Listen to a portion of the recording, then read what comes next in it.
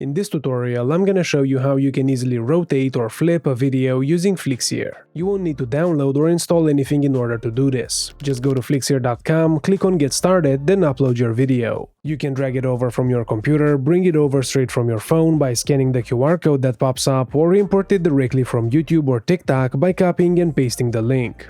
After you upload your video, you need to drag it over to the canvas. You'll notice this menu will appear here on the left side. Clicking these arrows will rotate your video clockwise and counterclockwise. The two buttons above them are how you flip your video.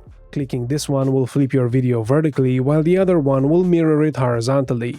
So this is how you can rotate or flip videos with Flixier, but before you go, let me show you a couple more tricks that will help you crop and resize videos easily. Clicking this icon in the top left corner allows you to resize a video for different platforms. For example, if you're editing a landscape video and you want to make it vertical, you can just pick 9:16 and now your video is better optimized for TikTok or YouTube Shorts. After you do that, two more icons are gonna appear. Clicking the first one will resize the video so that it fills the entire screen, while the second icon will shrink it so it fits entirely within this new aspect ratio.